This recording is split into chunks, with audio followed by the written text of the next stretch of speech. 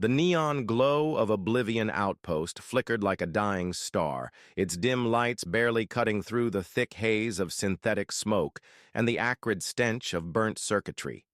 This was a place where morality had long since been abandoned, a station where the desperate and the dangerous came to barter in flesh, metal, and secrets. Riker stood motionless, a monolithic figure clad in black combat armor, the faint glint of his weapon reflecting the pulsing red lights overhead. He had been in places like this before, but something about this deal felt off.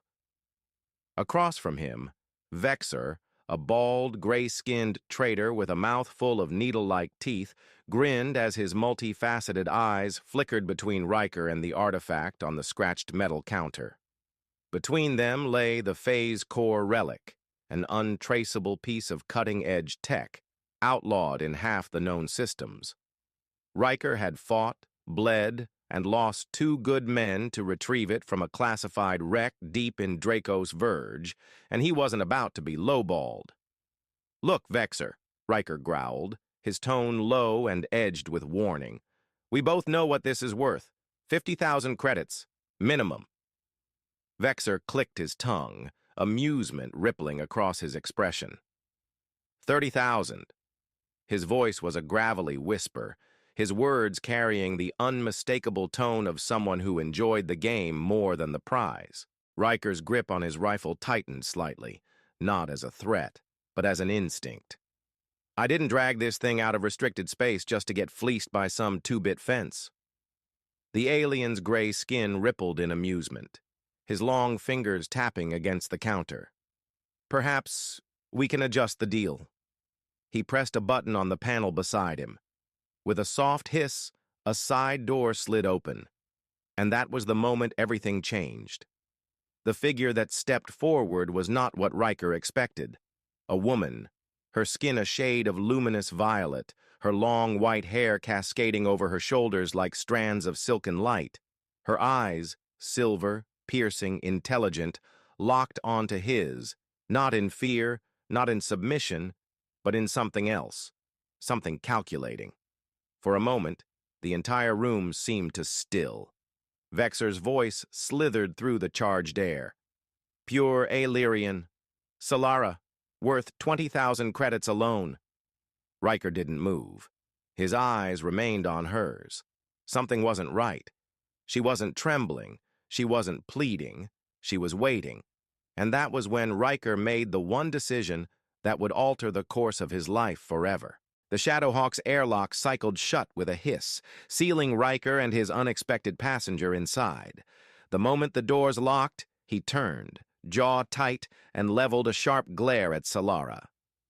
"You're not a slave," he said flatly. Solara crossed her arms, tilting her head. "Quick deduction." Riker narrowed his eyes. "You don't look afraid. You didn't beg for help. You weren't even surprised when I took the deal." He stepped closer, voice low. "So tell me, Princess, what the hell is your game?" A ghost of a smirk flickered across her lips. "Oh, good. You already figured that part out. That saves time."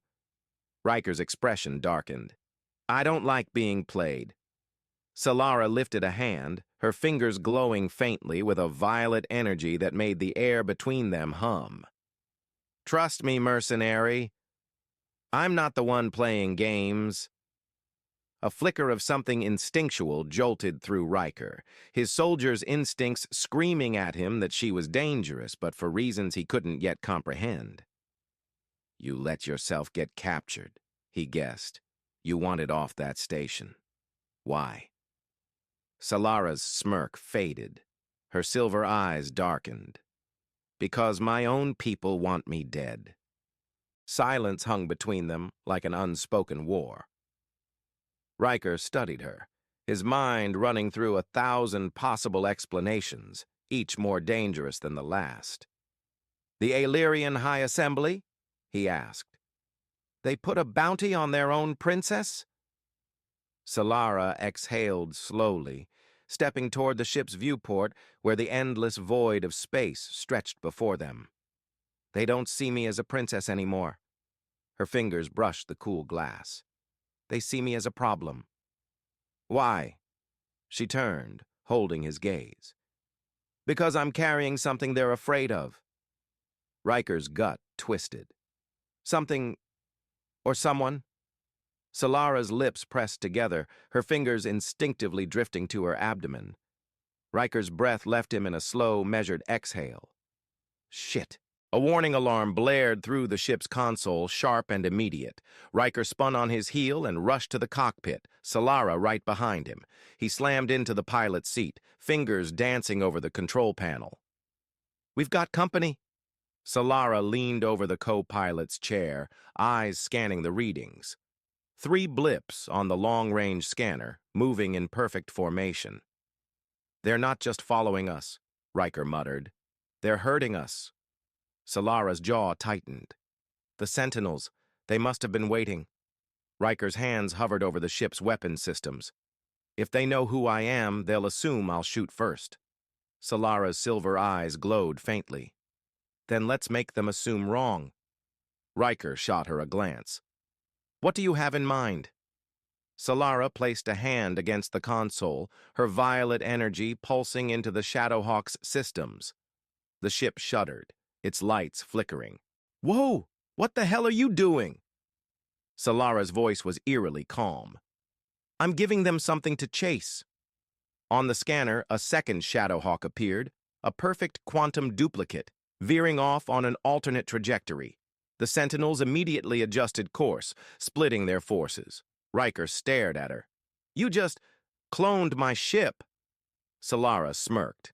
I gave them a shadow. Now we slip away in the real one. Riker exhaled a breath he didn't realize he was holding. Remind me never to play cards with you. Solara grinned. You'd lose. Hours later, the Shadowhawk drifted through the endless stretch of space, safely out of enemy range. But the tension between Riker and Solara had only grown. They sat across from each other in the ship's small lounge, an old metal table between them. A single bottle of contraband whiskey sat untouched. Riker leaned forward, fingers steepled. Tell me about this bond. Solara studied him. You already feel it, don't you? Riker hesitated. Then, reluctantly, he admitted, something's different. Solara exhaled. The Alerian quantum bond isn't just a myth. It's real, and it's rare. It forms when 2 energy frequencies synchronize at the most fundamental level. Riker frowned. And that's happening with us. She nodded. It's why I knew you would take the deal, why I knew you'd help me. Riker pushed a hand through his hair. So what does this mean? I suddenly have space magic? Solara smiled slightly. Not quite, but you and we're now linked in ways that even the Assembly fears. We can draw power from each other, anticipate each other's thoughts, even... She hesitated.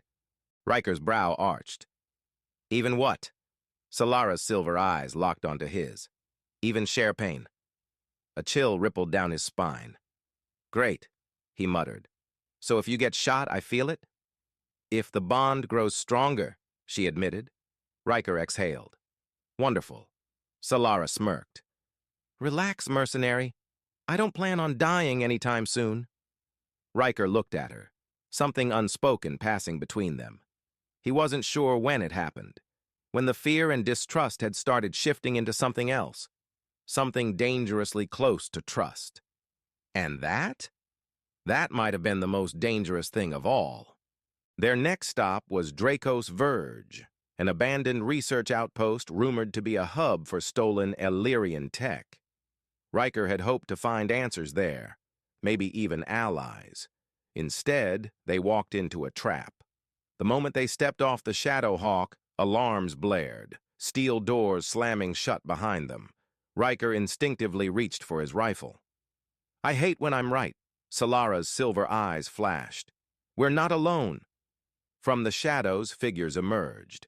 Illyrian sentinels, their armor gleaming under the station's dim red lights.